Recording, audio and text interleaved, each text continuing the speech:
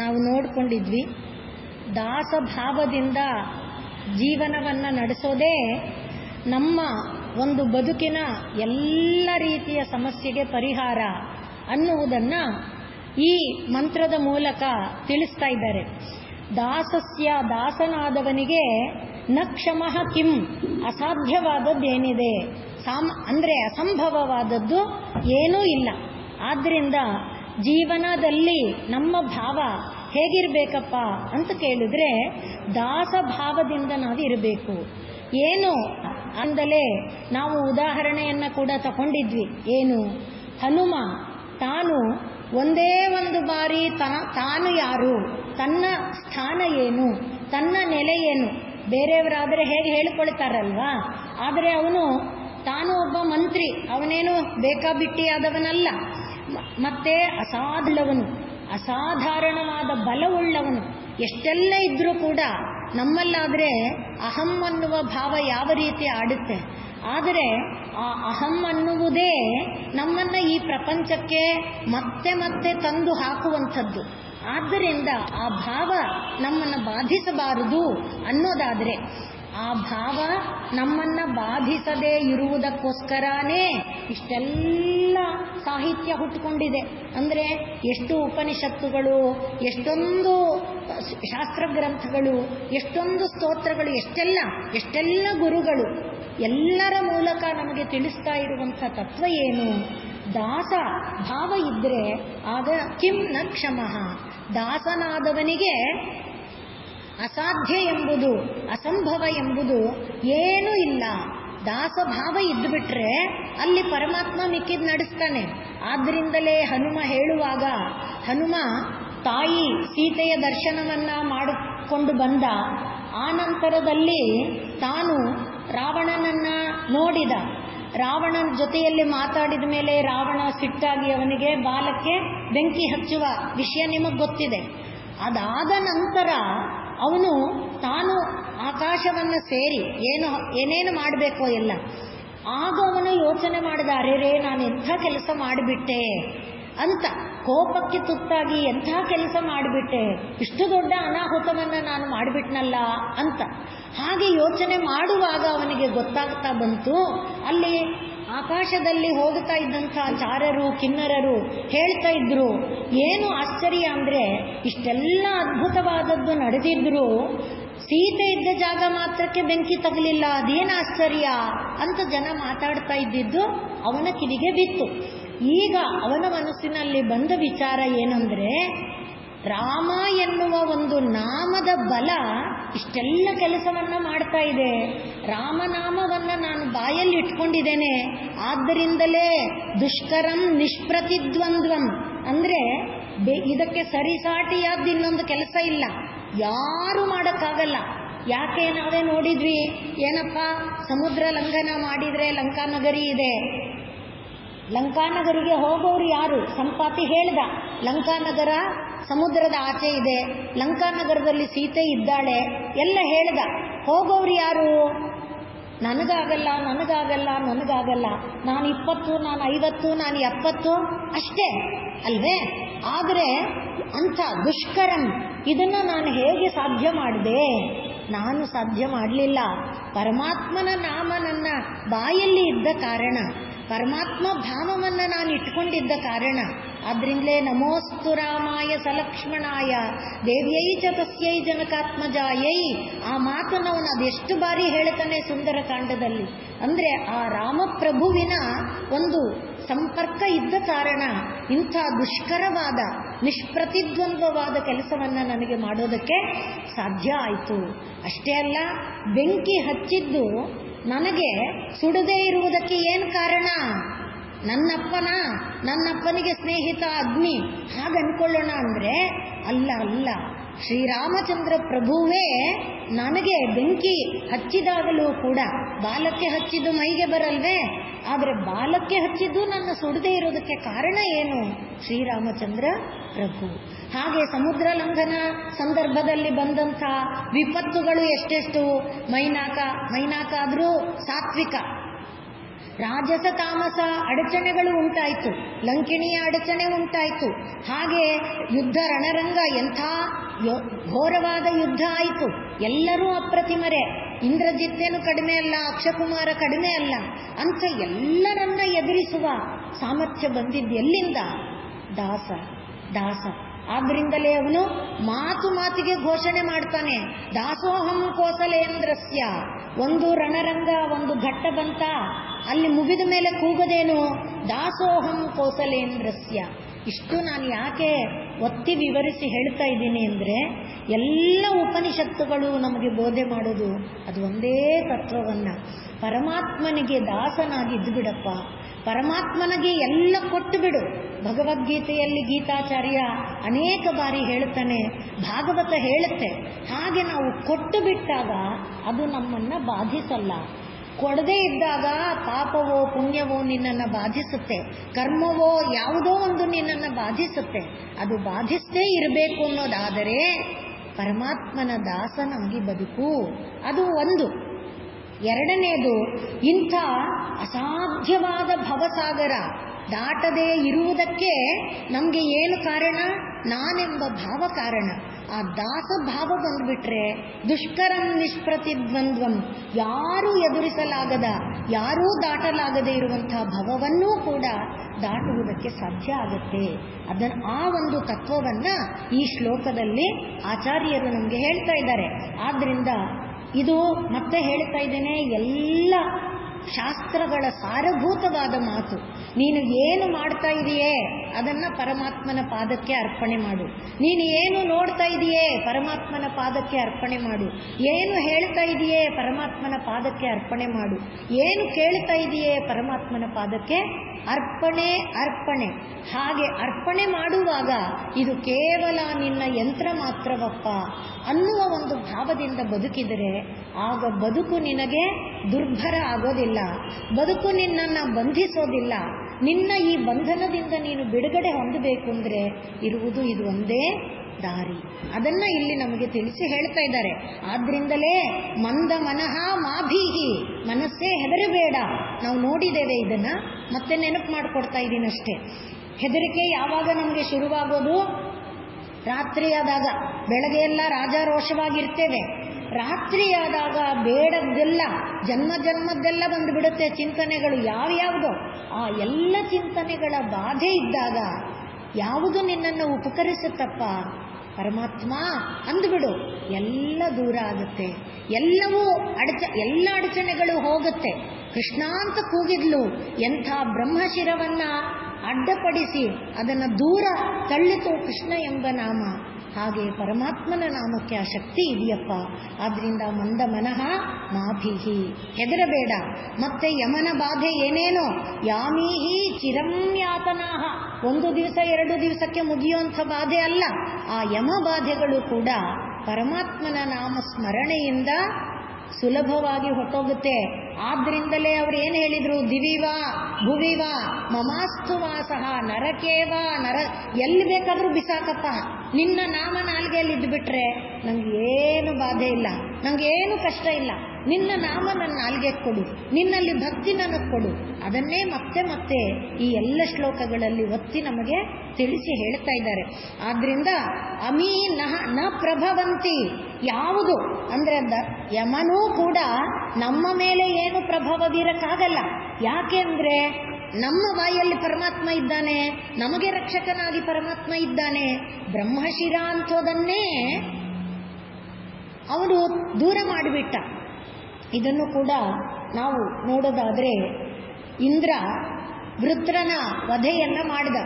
ಇಂದ್ರ ಮೊದಲಿಗೆ ತಾನು ಸಂದರ್ಭ ಬಂದಿದ್ರಿಂದ ನೆನಪಿಸಿಕೊಳ್ಳಬಹುದು, ಎಲ್ಲಾದರೂ ಕೂಡ ಗರ್ವ ಅಹಂಕಾರಗಳು ಮನುಷ್ಯನನ್ನ ಪಾತಾಳಕ್ಕೆ ಬೀಳಿಸುವಷ್ಟು ಇನ್ನು ಯಾವುದು ಬೀಳಿಸೋದಿಲ್ಲ. ಆ ರೀತಿಯಲ್ಲಿ ಇಂದ್ರ ತಾನು ತನ್ನ ಒಂದು ರಾಜ್ಯ, ತನ್ನ ಒಂದು ಅಧಿಕಾರದ ಮದದಿಂದ ಇದ್ದಾನೆ. ಗುರುಗಳು ಬಂದು ಬಾಗಿಲಲ್ಲಿ ನಿಂತಿದ್ದಾರೆ. ಸಾಮಾನ್ಯವಾಗಿ ಗುರುಗಳು ಬರದೆ ಕಾರ್ಯ ಆರಂಭ ಮಾಡೋ ಹಾಗಿಲ್ಲ. ಆದರೆ ಇವನೇನ್ ಮಾಡ್ದ? ನರ್ತನ ಆರಂಭ ಆಗಲಿ, ಸಂಗೀತ ಆರಂಭ ಆಗಲಿ ಅಂತ ಎಲ್ಲ ಆರಂಭ ಮಾಡಿಸ್ಬಿಟ್ಟ. ಸಂಗೀತ ಮತ್ತು ನರ್ತನದಲ್ಲಿ ಮಗ್ನನಾಗಿ ಗುರು ಬಂದಿದ್ದು ಗೊತ್ತಾಗಲಿಲ್ವೇನೋ ಅನ್ನುವಂತೆ. ಬಾಗಿಲಲ್ಲಿ ಗುರು ಬಂದು ನಿಂತಾಗ ನೋಡದೇ ಇರುವಂಥ ಭ್ರಷ್ಟ ಇನ್ಯಾರೂ ಇಲ್ಲ. ಆದರೆ ಗುರು ಏನು ಮಾತಾಡಲಿಲ್ಲ, ಗುರು ಜಾಗವನ್ನು ಬಿಟ್ಟು ಹೋದರಷ್ಟೆ.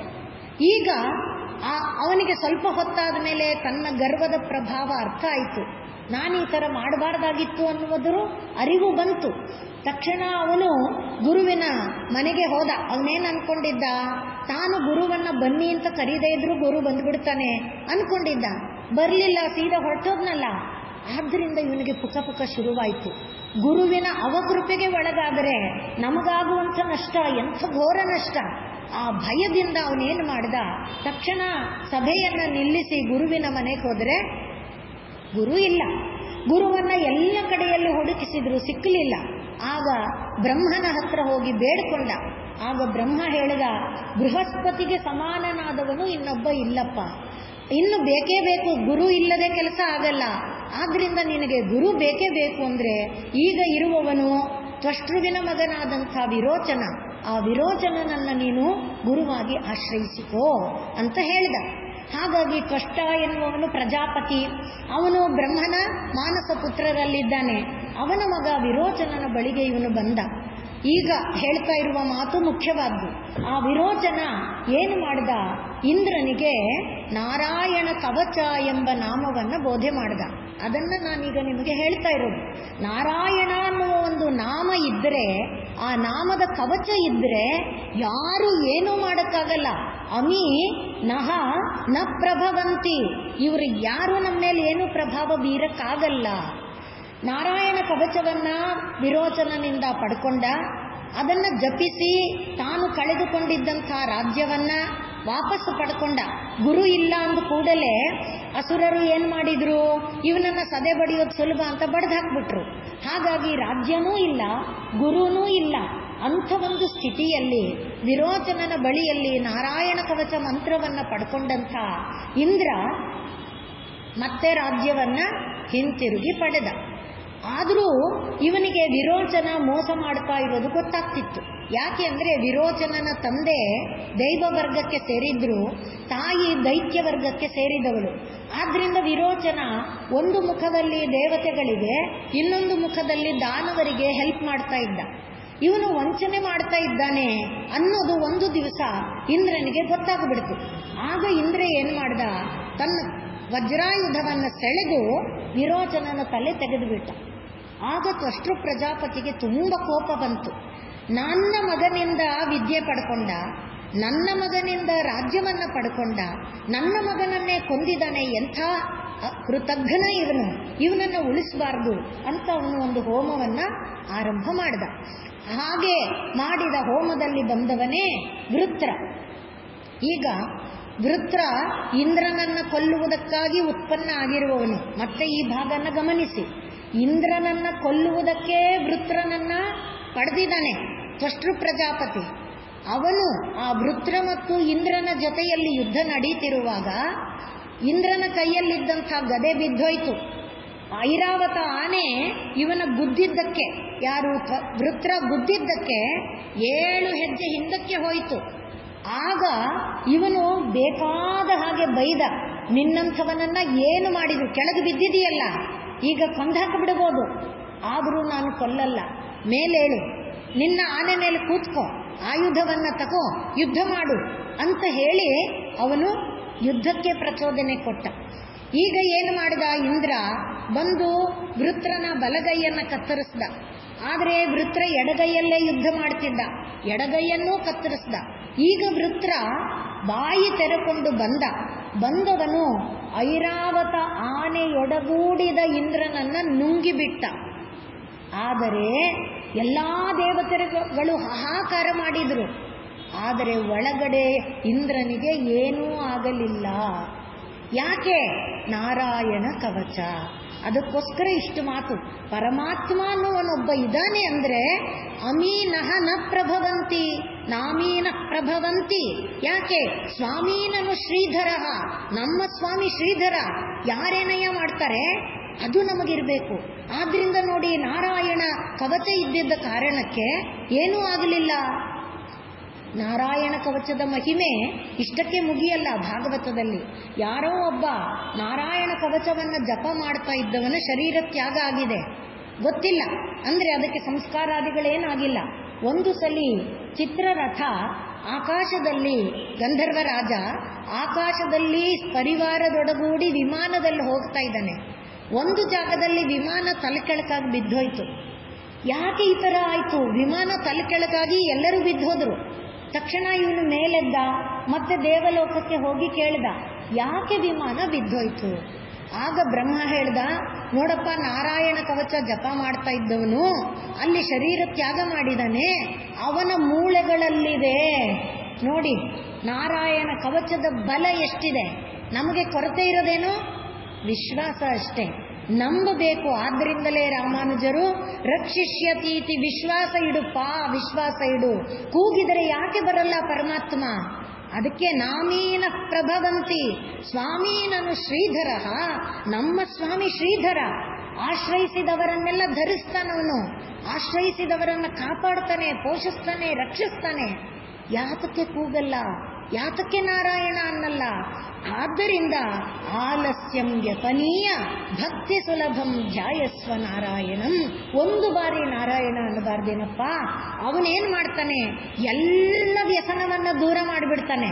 ನಿನ್ನ ಅಲ್ಲ, ಲೋಕದ ಎಲ್ಲ ವ್ಯಸನವನ್ನ ದೂರ ಮಾಡಬಲ್ಲಂಥ ಅಂಥ ಪರಮಾತ್ಮ ನಾಮ ಅದನ್ನ ಜಪಿಸಬಾರ್ದ, ನೆನೆಬಾರ್ದ ಅನ್ನುವುದನ್ನ ಹೇಳ್ತಾ, ಆ ಭಾವ ಏನನ್ನು ಕೊಡಬೇಕು? ದಾಸ ಭಾವವನ್ನು ಕೊಟ್ರೆ ಆಗ ನಿನ್ನನ್ನು ಮತ್ತೆ ಪ್ರಪಂಚಕ್ಕೆ ಯಾರೂ ಎಳೆಯಕ್ಕಾಗಲ್ಲ. ನೀನು ಪ್ರಪಂಚದಲ್ಲಿ ಎಲ್ಲೇ ಇರು, ಭೂಲೋಕ, ಭುವರ್ಲೋಕ, ಸುವರ್ಲೋಕ, ಮಹೋಲೋಕ, ಜನೋಲೋಕ, ತಪೋಲೋಕ, ಸತ್ಯಲೋಕ, ಎಲ್ಲಿ ಬೇಕಾದ್ರೆ ಇರು, ಯಾರು ನಿನ್ನನ್ನು ಏನೂ ಮಾಡೋಕ್ಕಾಗಲ್ಲ. ನಾಮಬಲ ಅಷ್ಟು ದೊಡ್ಡದು. ಆದ್ರಿಂದೇ ದಾಸಸ್ಯ ಕಿಂ ನ ಕ್ಷಮಃ. ನೀನು ಪರಮಾತ್ಮನ ದಾಸನಾಗಿದ್ದು ಬಿಟ್ರೆ ನಿನಗೆ ಏನು ಸಾಮರ್ಥ್ಯ ಬರಲ್ಲ, ಏನಾಗಲ್ಲ. ನಿನಗೆ ದುಸ್ಸಾಧ್ಯ ಎಂಬುದು ಯಾವುದೂ ಇಲ್ಲ. ಅದಕ್ಕೆ ದೃಷ್ಟಾಂತ ನಾವು ಹನುಮನನ್ನ ನೋಡ್ತಾ ಇದ್ದೇವೆ. ಅದಕ್ಕೆ ದೃಷ್ಟಾಂತ ಪ್ರಹ್ಲಾದನನ್ನ ನೋಡ್ತೇವೆ. ಬೆಂಕಿಯಲ್ಲಿ ಹಾಕಿದ್ರೆ ಯಾಕೆ ಸುಡ್ಲಿಲ್ಲ? ಆನೆ ಕೈಯಲ್ಲಿ ತುಳಿಸಿದ್ರೆ ಯಾಕೆ ಸಾಯಲಿಲ್ಲ? ಹಾವು ಕೈನಲ್ಲಿ ಕಚ್ಚಿಸಿದ್ರೆ ಯಾಕೆ ಅಲ್ವೇ? ಎಷ್ಟು ನಿದರ್ಶನ ಬೇಕು. ಆದ್ರಿಂದ ದಾಸ ಭಾವ ಇದ್ದು ಬಿಟ್ರೆ ಪರಮಾತ್ಮ ಒಬ್ಬ ನಮ್ಮ ಜೊತೆಯಲ್ಲಿದ್ದಾನೆ ಅಂದ್ರೆ ನಮಗೆ ಯಾವ ಭಯ ಇಲ್ಲ ಎನ್ನುವುದನ್ನು ತೋರಿಸ್ತಾ, ಆದ್ರಿಂದಲೇ ನಾವು ನೋಡಿದ್ದೇನು, ಸ್ಥಿತೇ ಮನಸ್ಸಿ ಸುಸ್ವಸ್ಥೆ. ವರಾಹಾವತಾರದಲ್ಲಿ ಕೊಟ್ಟಿರುವಂಥ ಮಾತನ್ನ ಎಲ್ಲರೂ ಸದಾ ಕಾಲದಲ್ಲಿ ನೆನಪಿಟ್ಕೊಳ್ಬೇಕು. ಮನಸ್ಸು ಸ್ವಸ್ಥವಾಗಿರುವಾಗ, ಅಂದರೆ ಮನಸ್ಸು ನೆಮ್ಮದಿಯಾಗಿರುವಾಗ, ಹಾಗೆ ಶರೀರ ನೆಮ್ಮದಿಯಾಗಿರುವಾಗ, ಯೋ ನರಹ, ಯಾವ ಮನುಷ್ಯ ಧಾತು ಸಾಮ್ಯೇ ಸ್ಥಿತೆ, ವಾತಪಿತ್ತ ಕಫಗಳು ಸಮಾನವಾಗಿದ್ದಾಗ, ಹಿಂದೆ ಹೇಳಿದ್ವಲ್ಲ, ಇದು ಮರಣ ಬಂದಾಗ ನನಗೆ ವಾತ ಪ್ರಾಣ ಪ್ರಯಾಣ ಸಮಯೇ ಕಫವಾತ ಪಿತ್ತೈ ಕಂಠಾವರೋಧನ ವಿಧೌ. ಅದಕ್ಕೋಸ್ಕರ ಅಲ್ಲಿವರೆಗೆ ಕಾಯ್ಬೇಡ. ನಿನಗೆ ಕಫವಾತ ಪಿತ್ತ ಚೆನ್ನಾಗಿರುವಾಗ ನೀನು ಒಂದು ಸಲಿ ಭಗವಂತ ಅಂದ್ಬಿಡು. ಆಗ ಸ್ಮರ್ತ ವಿಶ್ವರೂಪಂ ಮಾಂ, ಎಲ್ಲೆಲ್ಲೂ ತುಂಬಿರುವ ನನ್ನನ್ನು ಯಾರು ನೆನಪಿಸಿಕೊಳ್ತಾನೋ ತಂ ಏವಂ ರಿಯಮಾಣಂ. ಹಾಗೆ ಒಬ್ಬ ಸಾಯ್ತಾನಲ್ಲ, ಸಾಯುವಾಗ ಏನಾಗಿರ್ತಾನೆ? ಕಟ್ಟಿಗೆಯಾಗಿ ಬಿದ್ದಿರ್ತಾನೆ, ಜ್ಞಾನ ಶೂನ್ಯನಾಗಿರ್ತಾನೆ, ಅವನಿಗೆ ಏನೂ ಗೊತ್ತಾಗಲ್ಲ. ಹಾಗಿದ್ದೆ ಕಾಷ್ಠ ಪಾಷಾಣ, ಕಟ್ಟಿಗೆ ಕಲ್ಲಿನ ಬಂಡೆ, ಆ ರೀತಿ ಯಾವ ಪ್ರಜ್ಞಾ ಇಲ್ಲದೆ, ಸ್ಪಂದನೆಗಳಿಲ್ಲದೆ ಬಿದ್ದಿರ್ತಾನೆ. ಆದರೂ ನಾನು ನೆನಪು ಮಾಡ್ಕೊಳ್ತೀನಿ. ನಾನು ನೆನಪು ಮಾಡಿಕೊಂಡು ನಾನು ಸ್ಮರಾಮಿ ಮದ್ಭಕ್ತಂ ತಂ, ನಾನು ನೆನಪು ಮಾಡ್ಕೊಳ್ತೀನಿ. ನಯಾಮಿ ಪರಮಂ ಪದಂ. ಅದಕ್ಕೋಸ್ಕರ ನೀನು ಪರಮಾತ್ಮನನ್ನ ನೆನಪು ಮಾಡ್ಕೊಪ್ಪ. ಚೆನ್ನಾಗಿರುವಾಗ ಒಂದು ಸಲ ನೆನಪು ಮಾಡ್ಕೋ. ಆಗ ಅವನು ನಿನ್ನನ್ನು ಯಾವಾಗ ಬೇಕಾದರೂ ರಕ್ಷಿಸ್ತಾನೆ, ಎಲ್ಲಿ ಬೇಕಾದರೂ ರಕ್ಷಿಸ್ತಾನೆ, ಎಂಥ ಒಂದು ವಿಪತ್ತಿನಲ್ಲಿ ಬೇಕಾದರೂ ರಕ್ಷಿಸ್ತಾನೆ. ಯಾಕೆ? ಅವನು ಶ್ರೀಧರ, ಆಶ್ರಯಿಸಿದವರನ್ನೆಲ್ಲ ರಕ್ಷಿಸ್ತಾನೆ. ಆದ್ದರಿಂದ ನೀನು ಪರಮಾತ್ಮನನ್ನ ನೆನೆ ಅನ್ನುವುದಕ್ಕೆ ಮತ್ತೆ ನಾವು ವರಾಹಾವತಾರದಲ್ಲಿ ಪರಮಾತ್ಮ ಮಾಡಿದ ಪ್ರತಿಜ್ಞೆಯನ್ನ ನೆನಪು ಮಾಡಿಕೊಳ್ತಾ ಅಹಂ ಸ್ಮರಾಮಿ ನಯಾಮಿ ತಂ ಪರಮಂ ಪದಂ. ಆ ಯಾರು ನನ್ನನ್ನ ಚೆನ್ನಾಗಿರುವಾಗ ಸದಾ ನೆನೆ ಅಂತನೂ ಹೇಳ್ತಿಲ್ಲ ನೋಡಿ ಪರಮಾತ್ಮ, ಚೆನ್ನಾಗಿರುವಾಗ ನೆನೆದು ಬಿಟ್ರೆ ಸಾಕು, ನಾನ್ ನೆನಪಲ್ಲಿ ಇಟ್ಕೊಂಡು ಅವನು ಅದೇ ಶ್ರೀಧರ ಅಂದ್ರೆ ಆಶ್ರಯಿಸಿದವರನ್ನ ರಕ್ಷಿಸ್ತಾನೆ. ಆದ್ರಿಂದ ನಾನು ಅವನ ಉದ್ಧಾರವನ್ನ ಮಾಡ್ತೇನೆ. ಆದ್ದರಿಂದ ಆ ಪರಮಾತ್ಮನ ಭಾವ ನಾರಾಯಣ ಭಾವವನ್ನ ನೆನಪಿಸಿಕೊಳ್ತಾ ಭವಜಲಧಿಗತಾನಾಂ ದ್ವಂದ್ವವಾತಾಹತಾನಾಂ ಸುತದುಹಿತೃಕಲತ್ರ ತ್ರಾಣಭಾರಾರ್ಧಿತಾನಾಂ.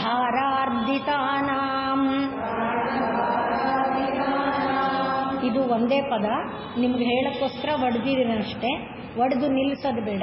ಸುತದುಹಿತೃಕಲತ್ರ ತ್ರಾಣಭಾರಾರ್ಧಿತಾನಾಂ ದುಹಿತೃಕಲತ್ರ ತ್ರಾಣಭಾರಾರ್ಧಿತಾನಾಂ ವಿಷಮ ವಿಷಯತೋ ಯೇ ಮಜ್ಜತಾಮಪ್ಲವಾನಾಂ ಭವತು ಶರಣಮೇಕೋ ವಿಷ್ಣುಪೋತೋ ನರಾಣಾಂ. ಪ್ರಪಂಚ ಯಾಕೆ ಹೀಗಿದೆ? ಎಲ್ಲರ ಮನಸ್ಸಿನಲ್ಲಿ ಈ ಪ್ರಶ್ನೆ ಬರುತ್ತೆ. ಶ್ವೇತಾಶ್ವತರ ಉಪನಿಷತ್ತು ಈ ವಾಕ್ಯದಿಂದನೇ ಆರಂಭ ಆಗುತ್ತೆ. 4 ಜನ ಮನಸ್ಸಿನೊಳಗೆ ಚಿಂತನೆ ಇರುವಂತಹ ಜ್ಞಾನಿಗಳು, ಅಂದ್ರೆ ಜ್ಞಾನದ ಹಂಬಲ ಇರುವವರು, ಆದರೆ ಸ್ವಲ್ಪ ಸ್ವಲ್ಪ ಜ್ಞಾನ ಪಡ್ಕೊಂಡಿರೋರು ಬಂದು ಒಂದು ಕಡೆ ಕೂತ್ಕೊಂಡು ಕೇಳ್ತಾ ಇದ್ದಾರೆ, ಪ್ರಪಂಚ ಇದೆ, ನಡೆಸ್ತಿರೋನು ಯಾರು? ಪ್ರಪಂಚದಲ್ಲಿ ಹೀಗೆ ಇಷ್ಟು ವೈವಿಧ್ಯ, ಇಷ್ಟು ಅಂದ್ರೆ ಯಾರೋ ಸುಖದಲ್ಲಿದ್ದಾರೆ, ಯಾರೋ ದುಃಖದಲ್ಲಿದ್ದಾರೆ, ಯಾರೋ ಅತಿಯಾದ ಕಷ್ಟದಲ್ಲಿ ಬೇಯ್ತಾ ಇದ್ದಾರೆ, ಯಾರೋ ಹುಟ್ಟಿದ ದಿನದಿಂದ ಸಾಯೋವರೆಗೆ ರೋಗದಲ್ಲೇ ಬಿದ್ದಿರ್ತಾರೆ, ಏನೇನೆಲ್ಲ ನಾವು ನೋಡ್ತೇವೆ ಪ್ರಪಂಚದಲ್ಲಿ. ಇಷ್ಟೆಲ್ಲಕ್ಕೆ ಕಾರಣ ಏನು? ಯಾಕೆ ಈ ವೈವಿಧ್ಯ?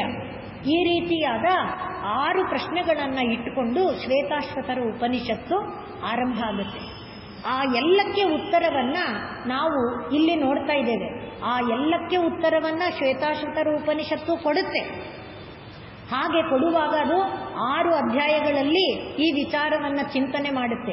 2 ಅಧ್ಯಾಯದಲ್ಲಿ ಪರಮಾತ್ಮನ ಸ್ವರೂಪವನ್ನ ಹೇಳ್ತಾ ತೇ ಧ್ಯಾನ ಯೋಗಾನುಗತಾಹ, ಇವರೆಲ್ಲರೂ ಚಿಂತನೆ ಮಾಡಿದ್ರಲ್ಲ ಪ್ರಪಂಚ ಅಂದ್ರೆ ಏನು, ಪ್ರಪಂಚವನ್ನ ನಿರ್ಮಾಣ ಮಾಡಿದವನು ಯಾರು, ಪ್ರಪಂಚದಲ್ಲಿ ಇಷ್ಟು ವೈವಿಧ್ಯ ಯಾಕೆ ಜೀವಿಗಳು ಈ ರೀತಿ, ಅದನ್ನೆಲ್ಲ ಪ್ರಶ್ನೆ ಇತ್ತಲ್ಲ. ಆ ಎಲ್ಲವನ್ನ ಯಾರು ಬಂದು ಸೇರಿದ್ರು ಅವರು ಧ್ಯಾನ ಯೋಗ ಅನುಗತಾಹ, ಧ್ಯಾನ ಮಾಡ್ತಾ ಕೂತ್ರು. ಇಲ್ಲಿ ಹೇಳಿದ್ರು ನೋಡಿ, ಧ್ಯಾಯಸ್ವ ನಾರಾಯಣ. ಹಾಗೆ ಅವರು ಧ್ಯಾನ ಮಾಡ್ತಾ ಇದ್ದಾಗ ಅಪಶ್ಯನ್ನ, ಅವರೆಲ್ಲರಿಗೆ ಕಂಡಿತು, ಕೇಳಿದ್ದಲ್ಲ ಅನುಭವಕ್ಕೆ ಬಂತು. ತೇ ಧ್ಯಾನ ಯೋಗಾನುಗತ ಅಪಶ್ಯನ್ನ, ಅವರಿಗೆ ಕಂಡ ತತ್ವ ಏನಪ್ಪ ಅಂದ್ರೆ ಇದಕ್ಕೆ ಕಾರಣ ಪ್ರಕೃತಿ ಮಾಯೆ. ಅದು ಯಾವುದು? ಸತ್ವರಜಸ್ ತಮಸ್ ಎಂಬ ರೂಪದಲ್ಲಿ ಇರುವಂಥದ್ದು. ಅದು ಏನನ್ನ ಮಾಡುತ್ತೆ ಅಂತ ಕೇಳಿದ್ರೆ ವಿಷಮ ವಿಷಯ ತೋಯೆ. ನದಿ ಅನ್ನುವುದು ಹೇಗಿದೆ? ಹೀಗೆ ಇದೆ ಅಲ್ವಾ? ನದಿ ಹೀಗೆ ಸಾಫಾಗಿದೆಯಾ, ನೆಲದ ಥರ ಇದೆಯಾ? ಇಲ್ಲ. ಎಷ್ಟು ಸಣ್ಣ ಅಲೆಯಾಗಿದ್ರೂ ಹೀಗೀಗೇ ಇದೆ, ನದಿಯಲ್ಲಿ ನೇರ ಗತಿ ಇಲ್ಲ. ಅದರಂತೆ ವಿಷಮ, ಯಾವ ವಿಷಮಕ್ಕೆ ಕಾರಣ ಏನು ಅಂದ್ರೆ ವಿಷಯ.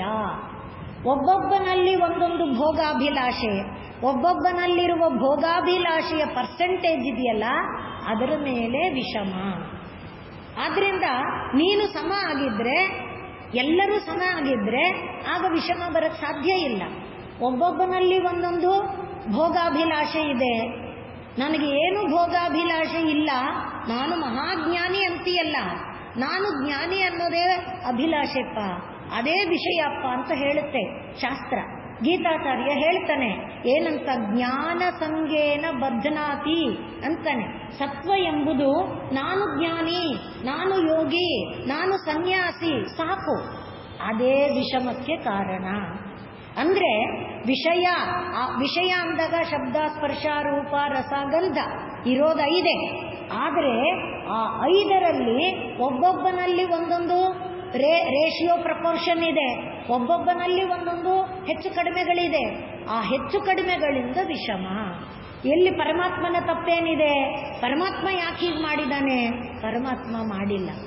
ಸೃಷ್ಟಿಯಲ್ಲಿ ಸತ್ವರಜಸ್ ತಮಸ್ಸಿದೆ, ಸೃಷ್ಟಿಯಾಗಬೇಕಾದ್ರೆ ಸತ್ವರಜಸ್ ತಮಸ್ಸು ಬರುತ್ತೆ. ಆದ್ರಿಂದಲೇ ಪರಮಾತ್ಮ ಹೇಳಿದ, ನ ತದಸ್ತಿ ಪೃಥಿವ್ಯಾಂ ದಿವಿ ದೇವೇಶು ವಾ ಪುನಃ ಯತ್ ಏಭಿಃ ಪ್ರಕೃತಿಜೈಃ ತ್ರಿಭಿಃ ಗುಣೈಃ ಮುಕ್ತಂ.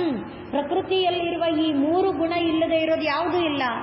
ಬ್ರಹ್ಮನಲ್ಲಿ ರಜಸ್ಸಿದೆ, ವಿಷ್ಣುವಿನಲ್ಲಿ ಸತ್ವ ಇದೆ, ಆ ರೀತಿ ಎಲ್ಲ ಕಡೆಯಲ್ಲಿ ಎಲ್ಲ ಇದೆ. ತಮಸ್ಸಿನ ವೈಷಮ್ಯ ಇದ್ದಾಗ ನಾವು ಮತ್ತೆ ಮತ್ತೆ ಮತ್ತೆ ಮತ್ತೆ ಬಂದು ಈ ಪ್ರಪಂಚದಲ್ಲಿ ಬೀಳಲೇಬೇಕಾಗುತ್ತೆ. ಸತ್ವವೂ ಕೂಡ ನಿನ್ನನ್ನು ಬಂಧಿಸುತ್ತೆ.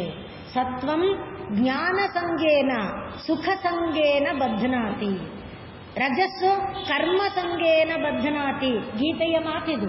ರಜಸ್ಸಂದ್ರೆ ರಜೋಗುಣದಲ್ಲಿ ಮತ್ತೆ 14ನೇ ಅಧ್ಯಾಯದಲ್ಲಿ 18ನೇ ಅಧ್ಯಾಯದಲ್ಲಿ ನಾನು ಯಜ್ಞ ಮಾಡೋನು, ನಾನು ರಾಜ, ನಾನು ಹಾಗೆ ಹೇಳ್ತಾನೆ. ಅದೆಲ್ಲ ರಜೋಗುಣ.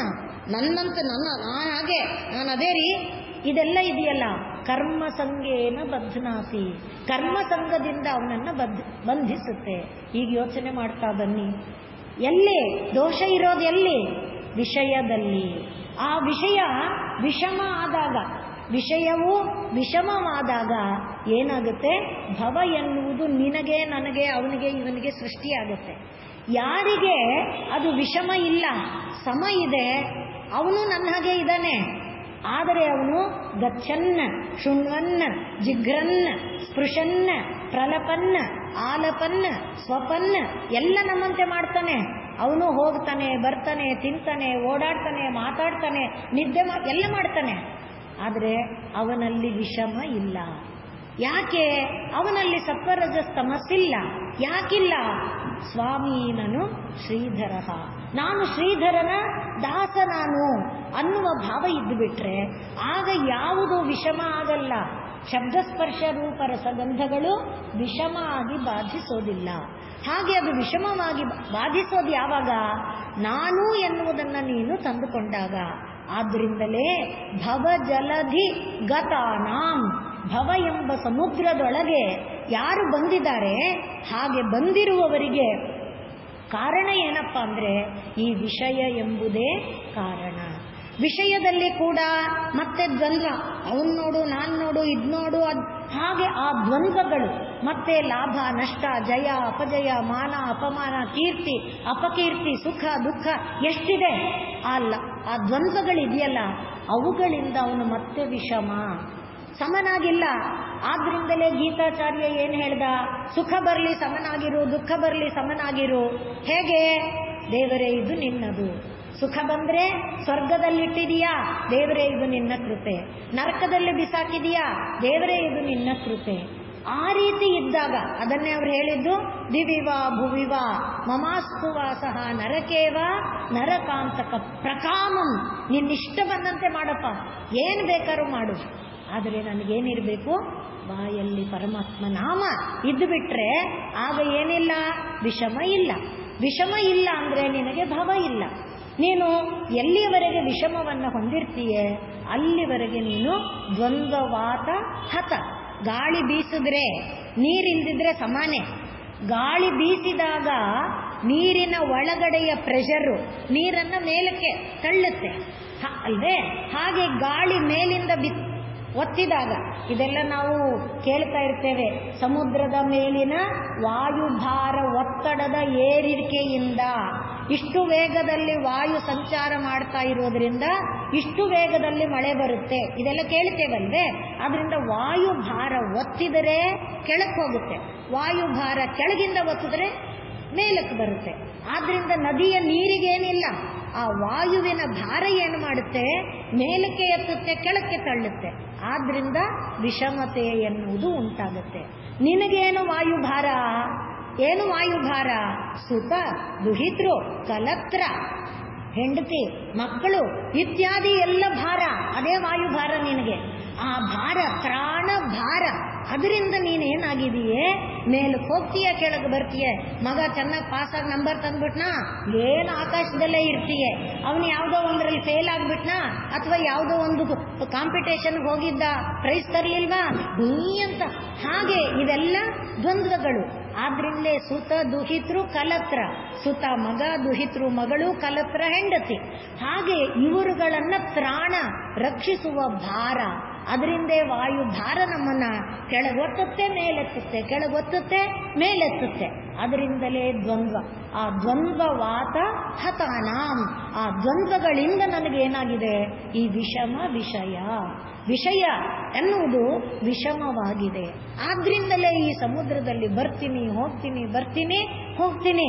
ಕೊನೆಯಲ್ಲಿ ಸತ್ವಗುಣವನ್ನು ಗಳಿಸಿ ಪರಮಾತ್ಮ ನಾಮವನ್ನು ಇಟ್ಕೊಂಡು ಜಪ ಮಾಡಿಕೊಂಡು ನಾನು ಚೆನ್ನಾಗಿದ್ದೀನಿ ಅನ್ಕೊಂಡ್ರೂ ಕೂಡ, ಅನ್ಕೊಳ್ತಾ ಇದ್ದೀನಲ್ವಾ, ನಾನು ಪರಮಾತ್ಮನ ಜಪ ಮಾಡ್ತಾ ಇದ್ದೇನೆ. ಅದಕ್ಕೆ ಹನುಮ ಒಂದೇ ಒಂದು ಸಲಿನು ನಾನು ರಾಮ ಭಕ್ತ ಅಂತನೂ ಹೇಳಲಿಲ್ಲ, ದಾಸೋಹಂ ಕೋಸಲೇಂದ್ರಸ್ಯ. ಆದ್ದರಿಂದ ಶ್ರೀರಾಮಕೃಷ್ಣ ಪರಮಹಂಸರು ಹೇಳ್ತಾರೆ, ನಾನು ಅನ್ನುವುದನ್ನ ಏನು ಮಾಡಿದ್ರೂ ಬಗ್ಸಕ್ಕಾಗಲ್ಲಪ್ಪ.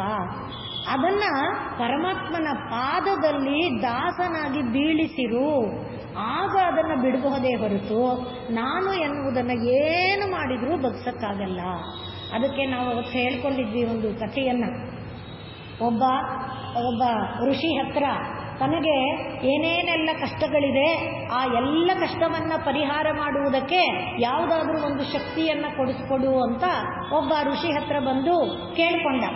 ಅಂಥ ಶಕ್ತಿ ಯಾವುದೂ ಇಲ್ಲಪ್ಪ, ಇಲ್ಲ ನನಗೆ ನಿಮಗೆ ಶಕ್ತಿ ಇದೆ ನಂಗೆ ಗೊತ್ತು, ನಂಗೆ ಏನಾದರೂ ಕೊಡಿಸ್ಕೊಡಿ ಅಂತ ಕೇಳ್ಕೊಂಡ. ಆಗ ಅವರು ಒಂದು ಭೂತನ ಕೊಡ್ತೀನಿ, ಆ ಭೂತಕ್ಕೆ ನೀನು ನಿರಂತರ ಕೆಲಸ ಕೊಡ್ತಿರ್ಬೇಕು. ಭೂತ ಅದೇನು ನಿಮ್ಗೆ ತೊಂದರೆ ಮಾಡಲ್ಲ, ನೀನು ಕೆಲಸ ಕೊಡೋದು ನಿಲ್ಸೋದಿಯೋ ಆ ಕ್ಷಣ ನಿನ್ನ ತಿಂತೀನಿ ಅನ್ನತ್ತೆ ಅಂತ ಹೇಳಿದ ತಕ್ಷಣ ಇವನಿಗೆ ಏನು ಗೊತ್ತಾ, ತಲೆಯಲ್ಲಿ ತುಂಬ ಇತ್ತು, ಅದು ಮಾಡ್ಬೇಕು, ಇದು ಮಾಡ್ಬೇಕು, ಇದು ಮಾಡ್ಬೇಕು, ಅದು ಮಾಡ್ಬೇಕು. ಆದ್ರಿಂದ ಕೆಲಸ ಕೊಡ್ತೀನಿ ಅದಕ್ಕೇನು ಅಂತ ಭೂತನ ಕರ್ಕೊಂಬಂದ. ಭೂತನ ಕರ್ಕೊಂಬಂದ ತಕ್ಷಣ ಹೊಟ್ಟೆ ಹಸಿವಾಗ್ತಿದೆ, ಊಟ ರೆಡಿ ಆಯ್ತು, ಇದು ಬಟ್ಟೆ ಬೇಕು, ರೆಡಿ ಆಯ್ತು, ಒಡವೆ ರೆಡಿ, ಎಲ್ಲ ಅಂತ ಇದೆ. ಇವನಿನ್ನೂ ಹೇಳಕ್ ಮುಂಚೆ ಅಂತ ಕೊಡ್ತಾ ಇದೆ. ಅರೆ, ಇದು ಹೀಗೆ ಪಟ್ಪಟ ಕೆಲಸ ಮಾಡ್ತಿದ್ರೆ ಇವನೇನು ಅನ್ಕೊಂಡಿದ್ದ, ಈಗ ನಾವಾದ್ರೆ ಒಂದು ಒಡವೆ ರೆಡಿ ಮಾಡಬೇಕಾದ್ರೆ ಅಕ್ಸಾಲಿಗೆ ಅಂಗಡಿಗೆ ಹೋಗೋಕ್ಕೆ ಒಂದು ಮುಹೂರ್ತ, ಇವತ್ತು ನಾಳೆ ನಾಡಿದ್ದು ಹೋದ್ಮೇಲೆ ಅಕ್ಸಾಲಿ 2 ತಿಂಗಳಲ್ಲಿ ಕೊಡ್ತೀನಿ ಅಂದ್ಬಿಟ್ಟು ಅವರು ಇನ್ನೊಂದು 10 ದಿವಸ, ಇನ್ನೆರಡು ದಿವಸ, 4 ದಿವಸ ಅಂತ. ಹಾಗೆ ಇವನೇನೇನೋ ಯೋಚನೆ ಮಾಡ್ಕೊಂಡಿದ್ದ. ಇದು ಹಾಗಲ್ಲ, ಒಡವೆ ಬೇಕು ತಗೋ, ಊಟ ಬೇಕು ತಗೋ, ಬಟ್ಟೆ ಬೇಕು ತಗೋ, ಹಾಗೆ ಕೊಡ್ತಾ ಇದ್ರೆ ಏನು ಮಾಡೋದು? ಈ ಭೂತದ ಕೈನಲ್ಲಿ ಕೆಲಸ ಮಾಡಿಸ್ಕೋತೀನಿ ಅನ್ಕೊಂಡಿದ್ರೆ ಅದು ತಗೋ ಅನ್ನತ್ತೆ, ತಿಂತೀನಿ ಅನ್ನತ್ತೆ, ತಗೋ ತಿಂತೀನಿ, ಮಾತಿಗೆ ತಿಂತೀನಿ. ಅದೇ ಇವತ್ತು ನಮ್ಗೆ ಇರೋದು. ಹಾಗಾದ್ಮೇಲೆ ಕೊನೆಗೆ ಇವನಿಗೆ ಅನ್ನಿಸ್ತು, ಈ ಕಾಡೊಳಗೊಂದು ಅರಮನೆ ಕಟ್ಟಿಸ್ಬಿಡ್ರೋಣ. ಅರಮನೆ ಅಂದ್ರೆ ಎಷ್ಟು ದಿನ ಬೇಕು ಹೇಳಿ ಅಲ್ವೇ?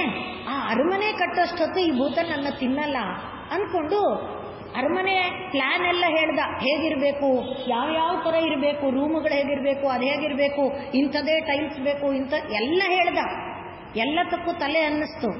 2 ಸೆಕೆಂಡು ಅರಮನೆ ರೆಡಿ ಆಯ್ತು ಅಂತ ಬಂತು, ತಿಂತೀನಿ ಅಂತ ಬಂತು. ಅರೆ, ಇವನೇ ಅರಮನೆ ರೆಡಿ ಆಗಬೇಕಾದ್ರೆ ಒಂದು ಟೈಲ್ ಸೆಲೆಕ್ಷನ್ಗೆ ಎಷ್ಟು ಸಲ ಹೋಗ್ಬೇಕು ನಾವು ಅಲ್ವೇ? ಅಡುಗೆ ಮನೆಗೆ ಇದು ಬೇಕು, ಬಚ್ಚಲ್ ಮನೆಗೆ ಅದು ಬೇಕು, ಗೋಡೆಗೆ ಇದು ಬೇಕು, ಎಷ್ಟೆಲ್ಲ ಇದೆ. ಅದೆಲ್ಲ ಕ್ಷಣ ಮಾತ್ರದಲ್ಲಿ ಆಗೋಯ್ತು.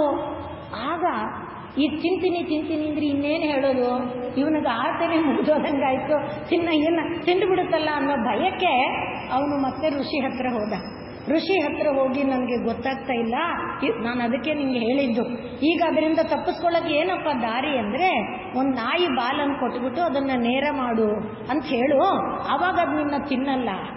ಹಾಗೆ ನಾನು ಅನ್ನೋದು ನಮ್ಮನ್ನು ತಿನ್ನೋದು, ನಾನು ಅನ್ನೋದೇ ನಮ್ಮನ್ನು ತಿನ್ನೋದು. ಆ ನಾನು ಅನ್ನೋದು ನಮ್ಮನ್ನು ತಿಂದೇ ಇರಬೇಕಾದ್ರೆ ಅದನ್ನು ನೆಟ್ಟಗೆ ಮಾಡೋದು ಯಾರು? ಪರಮಾತ್ಮ. ಆ ಪರಮಾತ್ಮನ ಪಾದಕ್ಕೆ ನಾನು ಎಂಬುದನ್ನು ಹಾಕಬೇಕಪ್ಪ. ಅಲ್ಲಿವರೆಗೆ ಅದು ಬಗ್ಗದಿಲ್ಲ, ಏನು ಮಾಡಿದ್ರು ಅದನ್ನು ಬಗ್ಸಕ್ಕಾಗಲ್ಲ. ಆದ್ರಿಂದ ಇಲ್ಲಿ ಹೇಳ್ತಿದ್ದಾರೆ, ವಿಷಮ ವಿಷಯ ತೋಯೇ. ನೀರು ಮೇಲಕ್ಕೆ ಕೆಳಕ್ಕೆ ಬರೋದು ಯಾವುದರ ಕಾರಣದಿಂದ? ಈ ವಾಯುಭಾರದ ಒತ್ತಡದ ಕಾರಣದಿಂದ. ನಮ್ಮ ವಾಯುಭಾರ ಯಾವುದು? ಸುತ ದುಹಿತೃ ಕಲತ್ರ ತ್ರಾಣ ಭಾರ. ಅದರ ಬಾಧೆಯಿಂದ, ಅರ್ಧಿತ ಅಂದ್ರೆ ಬಾಧೆ, ಆರ್ಧಿತಾನಾಂ ಅದರಿಂದ ಬಾಧೆಗೆ ಒಳಗಾಗಿರುವ ನಮ್ಮನ್ನ ಕಾಪಾಡುವುದು ಯಾವುದಪ್ಪ ಅಂದ್ರೆ ಅಪ್ಲವ. ನನಗೆ ಅಲ್ಲಿ ದೋಣಿ ಇದೆ, ಆ ದೋಣಿಯನ್ನ ಕೂಗ್ತೀನಿ, ಅವನು ಕಾಪಾಡ್ತಾನೆ. ಇಲ್ಲಿ ನಾವಿಕ ಇದ್ದಾನೆ, ಅವನನ್ನು ಕೂಗ್ತೀನಿ, ಅವನು ಕಾಪಾಡ್ತಾನೆ. ಆದರೆ ಅಪ್ಲವಾನಾಂ ಯಾರು ಕಾಪಾಡೋರಿಲ್ಲ. ಎಲ್ಲಿಂದ ಎಲ್ಲಿವರೆಗೆ ನೋಡಿದ್ರು ದೋಣಿ ಒಂದೂ ಇಲ್ಲ. ದೋಣಿ ಇದ್ದು ನಾವಿಕ ಇಲ್ಲ ಅಂದ್ರೆ ನಾವಿಕನ್ಗೇನೋ ಮಾಡಿ ದೋಣಿನೇ ಇಲ್ಲ. ಅಪ್ಲವಾನಾಂ ಒಂದೇ ಒಂದು ದೋಣಿಯೂ ಇಲ್ಲ. ಆದ್ರಿಂದ ನಮಗೆ ಯಾವುದಪ್ಪ ಮೊದಲಿಗೆ ದೋಣಿ ಬೇಕಲ್ಲ, ಅದು ಯಾವುದದು? ವಿಷ್ಣು ಪೋತಃ. ಪೋತ ಅಂದ್ರೆ ತೆಪ್ಪ ಅಂತ. ತೆಪ್ಪ ಅಂದ್ರೆ ನೀವು ನೋಡಿರ್ತೀರಿ, ಇದು ಏನು ಒಂದು ಪ್ಲಾಟ್ಫಾರ್ಮ್ ತರ ಮಾಡಿಕೊಂಡು ಬೊಂಬುಗಳು ಎಲ್ಲತನ್ನು ಹೆಣೆದು ಮಾಡಿರ್ತಾರೆ, ಆ ತರಹ ವಿಷ್ಣು ಪೋತಃ. ವಿಷ್ಣು ಎಂಬ ಪೋತ ಸಮುದ್ರದಲ್ಲಿ ತೆಪ್ಪಕ್ಕೆ ಸಾಧ್ಯನಾ? ಸಮುದ್ರದಲ್ಲಿ ದೊಡ್ಡ ದೊಡ್ಡ ಹಡಗುಗಳೇ ಒಂದು ಅಲೆ ಅಪ್ಪಳಿಸಿದ್ರೆ ತುಂಡಾಗಿ ಹೋಗಿಬಿಡುತ್ತೆ, ಅಲೆಗೆ ಅಷ್ಟು ಶಕ್ತಿ. ಆದರೆ ವಿಷ್ಣು ಪೋತಕ್ಕೆ ಸಮುದ್ರ ಅಲ್ಲ, ಯಾವುದನ್ನು ಬೇಕಾದರೂ ಎದುರಿಸೋದಿದೆ. ಆದ್ದರಿಂದಲೇ ಭವತು ವಿಷ್ಣು ಪೋತೋ ನರಾಣಾಂ. ವಿಷ್ಣು ಎಂಬ ಪೋತ ಶರಣಂ, ಅದೊಂದನ್ನ ಆಶ್ರಯಿಸಿಕೊಂಡ್ರೆ ಎಲ್ಲೂ ಭಯ ಇಲ್ಲ, ಯಾವ ಭಯ ಇಲ್ಲ, ಯಾರಿಂದ ಭಯ ಇಲ್ಲ, ಸರ್ವದಾ ಅಭಯ ಅಭಯ ಅಭಯ. ಆದ್ರಿಂದ ಪರಮಾತ್ಮ ಎನ್ನುವನನ್ನು ಆಶ್ರಯಿಸ್ಕೊಪ್ಪ, ಯಾರ್ಯಾರನ್ನು ಆಶ್ರಯಿಸಬೇಡ, ಲೋಕದಲ್ಲಿ ಯಾರ್ಯಾರ ಕೈಗೋ ಕಾಲಿಗೋ ಬೀಳಬೇಡ ಅನ್ನುವುದನ್ನು ಹೇಳ್ತಾ, ಸಂಸಾರ ಅಂತ ಬಂದ ಮೇಲೆ ಭಾರ ಇಲ್ಲದೆ ಇರೋರಿಲ್ಲ, ಮಾನಾಪಮಾನಗಳಿಲ್ಲದೆ ಇರೋ ಕುಟುಂಬ ಇಲ್ಲ. ಪ್ರತಿಯೊಂದು ಹೆಜ್ಜೆಯಲ್ಲಿ ಮಾನಾಪಮಾನಗಳಿದೆ, ನೋವು ನಲಿವುಗಳಿದೆ, ಸುಖ ದುಃಖಗಳಿದೆ. ಆ ಎಲ್ಲ ದ್ವಂದ್ವಗಳ ಹೊಡೆತ ಇದ್ದರೂ ಕೂಡ ಪರಮಾತ್ಮ ನಾಮ ಎನ್ನುವುದು ಇದ್ದರೆ ಆ ಎಲ್ಲ ಹೊಡೆತದಿಂದ ನೀನು ಮೇಲೇಳುವುದಕ್ಕೆ ಸಾಧ್ಯ ಆಗುತ್ತೆ. ಆದ್ರಿಂದಲ ಭವ ಜಲಧಿ ಗತಾನಾಂ, ಭವ ಎಂಬ ಸಮುದ್ರದ ಒಳಗೆ ಬಂದುಬಿಟ್ಟಿದ್ದಾರೆ. ಸಮುದ್ರದ ಒಳಗೆ ಎಷ್ಟೋ ದೂರ ಬಂದುಬಿಟ್ಟಿದ್ದಾರೆ. ಅಲ್ಲೇನಾಗಿದೆ? ದೊಡ್ಡ ದೊಡ್ಡ ಅಲೆಗಳು ಎದ್ದು ಹೊಡೀತಾ ಇದೆ. ದ್ವಂದ್ವವಾತ ಆಹತಾನಾಂ, ಆಹತ ಅಂದ್ರೆ ಹೊಡೆಯೋದು, ದ್ವಂದ್ವ, ಸುಖ ದುಃಖಗಳು, ಮಾನ ಅಪಮಾನಗಳು, ಲಾಭ ನಷ್ಟಗಳು ಎಂಬ ದ್ವಂದ್ವ ಜೋರಾಗಿ ಹೊಡಿತಾ ಇದೆ. ಈ ಕಡೆ ಒಂದ್ಸಲಿ ಹಾಗೆ ಹೊಡಿತಾ ಇರುವಾಗ ಇದರ ಜೊತೆಯಲ್ಲಿ ಇನ್ನೇನಿದೆ? ಸುತ, ದುಹಿತೃ, ಕಲತ್ರ, ಮಗ, ಮಗಳು ಮತ್ತೆ ಪತ್ನಿ, ಇವರುಗಳ ತ್ರಾಣ ರಕ್ಷಣೆಯ ಭಾರ ಅದು ಬಗ್ಗಿಸಿಬಿಟ್ಟಿದೆ. ಆರ್ಧಿತಾನಾಂ, ಬೇಯಿಸ್ತಾ ಇದೆ, ನೋಯಿಸ್ತಾ ಇದೆ.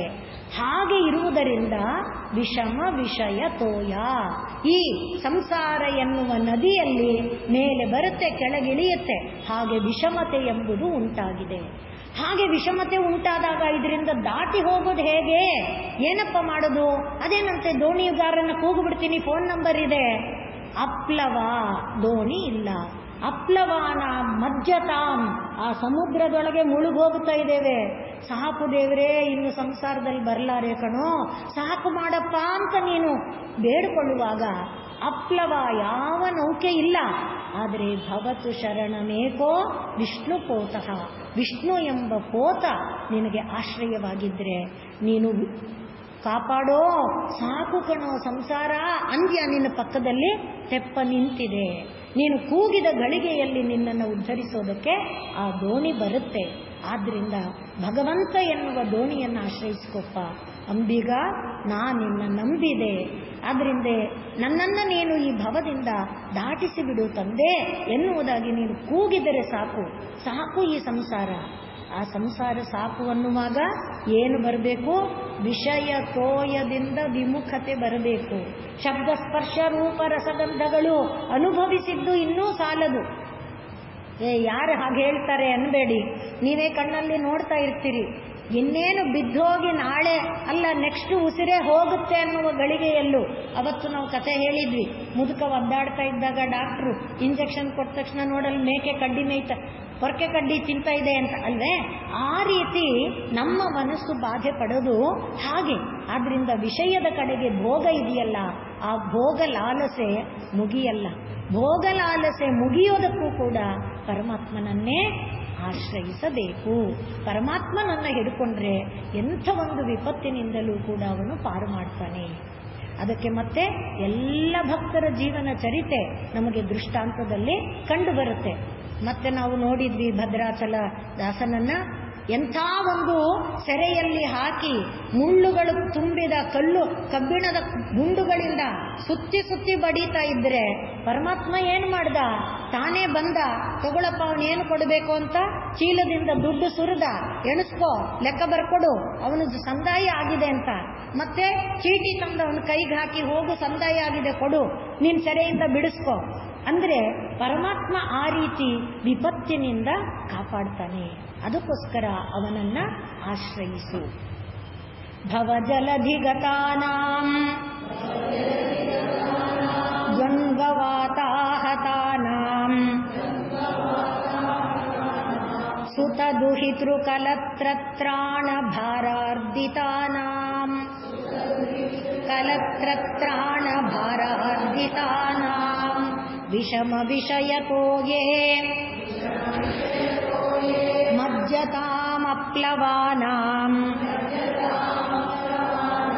ಭವತು ಶರಣಮೇಕೋ ವಿಷ್ಣುಪೋತೋ ನರಾಣಾಂ ಭವಜಲಧಿಮಗಾಧಂ ದುಸ್ತರಂ ನಿಸ್ತರೇಯಂ ಕಥಮಹಮಿತಿ ಚೇತೋ ಮಾಸ್ಮಗಾಃ ಕಾತರತ್ವಂ ಸರಸಿಜದೃಶಿ ದೇವೇ ತಾವಕೀ ಭಕ್ತಿರೇಕಾ ನರಕಭಿದಿ ನಿಷಣ್ಣಾ ತಾರಯಿತ್ಯವಶ್ಯಂ ಇಷ್ಯತ್ಯವಶ್ಯಂ. ಭವ ಸಮುದ್ರವನ್ನೇ ಹೇಳ್ತಾ ಇದ್ದಾರೆ. ಇಲ್ಲಿಯವರೆಗೆ ಹೇಳ್ತಾ ಇರೋದು ಒಂದೇ ಮಾತು, ಪರಮಾತ್ಮನನ್ನ ನಂಬು, ಪರಮಾತ್ಮನನ್ನ ಕೂಗು, ಪರಮಾತ್ಮನನ್ನು ಆಶ್ರಯಿಸು. ಭವ ಜಲಧಿಂ ಅಗಾಧಂ, ಆಳವಾದದ್ದಪ್ಪ ಈ ಭವಸಾಗರ.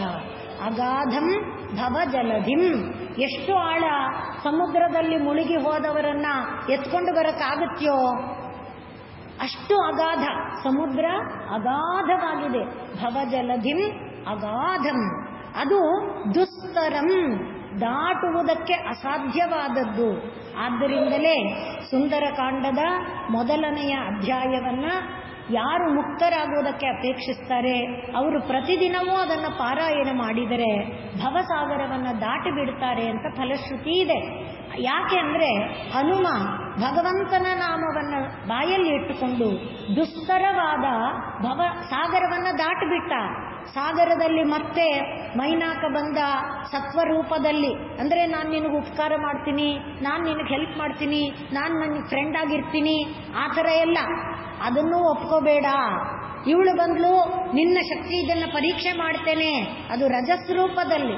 ಇನ್ನು ಇವಳು ಬಂದ್ಲು ಸಿಂಹಿಣಿ, ನುಂಗಾಕ್ತೀನಿ, ನೆರಳು ನೀಡಿ, ಅಂದರೆ ಸತ್ವರಜಸ್ ತಮಸ್ಸಿನ ರೂಪದಲ್ಲಿ ಮೈನಾಕನು ಹಾಗೆ ಸುರಸೆಯು ಹಾಗೆ ಸಿಂಹಿಣಿಯು ಬಂದರೂ ಕೂಡ ಆ ಎಲ್ಲವನ್ನ, ಅಂದರೆ ಸತ್ವರಜಸ್ ತಮಸ್ಸನ್ನ ದಾಟುವುದಕ್ಕೆ ನಮಗೆ ಇರುವ ವಿಷಮ ವಿಷಯ ಯಾರಿಂದ? ಸತ್ವರಜಸ್ ತಮಸ್ಸಿನಿಂದ. ತಮಸ್ಸು ಮಹಾ, ಅವನೇ ಇದನ್ನೆಲ್ಲ ಸೃಷ್ಟಿ ಮಾಡಿರೋದು. ಏನನ್ನ? ಶಬ್ದಸ್ಪರ್ಶ ರೂಪರಸ ಗಂಧಗಳನ್ನ. ಆದ್ರಿಂದ ಅದೇ ವಿಷಮಕ್ಕೆ ಕಾರಣ, ಕುಣಿತಕ್ಕೆ ಕಾರಣ. ಅದರಿಂದ ತಪ್ಪಿಸಿಕೊಳ್ಳಬೇಕಾದರೆ ಇರುವುದೇನಾಗಿತ್ತು? ನಾಮ ಒಂದೇ. ಆದ್ರಿಂದ ಈ ಒಂದು ಮೊದಲನೇ ಅಧ್ಯಾಯ ತಥೋ ರಾವಣ ನೀತಾಯ ಸೀತಾಯ ಶತ್ರುಕರ್ಷಣ, ಬರೀ ಆ ಒಂದು ಶ್ಲೋಕಕ್ಕೆ ಆ ಶಕ್ತಿ ಇದೆ ಅಂತ ಹೇಳ್ತಾರೆ. ಸುಂದರಕಾಂಡದ ಆ ಒಂದು ಶ್ಲೋಕಕ್ಕೆ ಆ ಮೊದಲನೇ ಅಧ್ಯಾಯವನ್ನು ಪಾರಾಯಣ ಮಾಡಿದರೆ, ಪ್ರತಿದಿನ ಪಾರಾಯಣ ಮಾಡಿದರೆ ಭವಸಾಗರ ದಾಟಿ ಬಿಡ್ತಾನೆ. ಹಾಗೆ ಇಲ್ಲಿ ಭವಜಲಧಿಂ ಅಗಾಧಂ ದುಸ್ತರೇಯಂ ದುಸ್ತರಂ ನಿಸ್ತರೇಯಂ. ಅಯ್ಯೋ ಇದು ದಾಟಕ್ಕಾಗಲ್ಲಪ್ಪ, ತುಂಬ ಕಷ್ಟ, ಹೇಗೆ ದಾಟ್ಲಿ ಅಂತ ಚಿಂತೆ ಮಾಡಬೇಡ. ನೀನು ಕಥಂ ನಿಸ್ತರೇಯಂ, ಹೇಗೆ ದಾಟಲಿ ಇತಿ ನೀನು ಮಾಸ್ಮಗಾಹ ಕಾತರತ್ವಂ, ಭಯ ಪಡಬೇಡ, ಹೆದರಿಕೆ ಪಡಬೇಡ. ಯಾಕೆ ಅಂದ್ರೆ ನೀನು ಏನು ಮಾಡಬೇಕು? ಸರಸಿಜ ದೃಷಿ ಅಂದ್ರೆ ಕಣ್ಣು ಹೇಗಿದೆ? ಸರಸಿಜ ಅಂದ್ರೆ ಕಮಲದಂತ ಕಣ್ಣಿರುವ ಪರಮಾತ್ಮನಲ್ಲಿ ಪ್ರೀತಿ ಇಟ್ಬಿಡು, ಭಕ್ತಿ ಇಟ್ಬಿಡು. ಸರಸಿಜ ದೃಷಿ ದೇವೇ ತಾವಕಿ ಭಕ್ತಿ ಏಕ. ತಾವಕಿ ಅಂದ್ರೆ ನಿನ್ನ, ಭಕ್ತಿ ಏಕ ಒಂದೇ. ನಿನ್ನ ಭಕ್ತಿಯೊಂದೇ ಏನು ಮಾಡುತ್ತೆ? ಈ ನರಕದಿಂದ ನಿನ್ನನ್ನು ಉದ್ಧಾರ ಮಾಡಿಬಿಡುತ್ತೆ. ಅದಕ್ಕಾಗಿಯೇ ಸುಂದರಕಾಂಡದ ಈ ಮಾತನ್ನ ಹೇಳಿದೆ. ರಾಮನಾಮವನ್ನ ನಾಲಿಗೆಯಲ್ಲಿ ಇಟ್ಟುಕೊಂಡ ಕಾರಣ ಹನುಮ ಆ ಸಾಗರವನ್ನ ಹೇಗೆ ದಾಟಿದನು, ಹಾಗೆ ಭವಸಾಗರವನ್ನ ದಾಟುವುದಕ್ಕೆ ನಮಗೆ ಭಗವಂತನ ನಾಮ ಸಹಾಯಕವಾಗುತ್ತೆ. ಜಯತು ಜಯತು ದೇವೋ ದೇವಕೀ ನಂದನೋಯಂ, ಜಯತು ಜಯತು ಕೃಷ್ಣೋ ವೃಷ್ಣಿವಂಶ ಪ್ರದೀಪಃ, ಜಯತು ಜಯತು ಮೇಘಶ್ಯಾಮಲಃ ಕೋಮಲಾಂಗೋ, ಜಯತು ಜಯತು ಪೃಥ್ವೀ ಭಾರನಾಶೋ ಮುಕುಂದಃ. ಓಂ ಪೂರ್ಣಮದಃ ಪೂರ್ಣಮಿದಂ ಪೂರ್ಣಾತ್ ಪೂರ್ಣಮುದಚ್ಯತೆ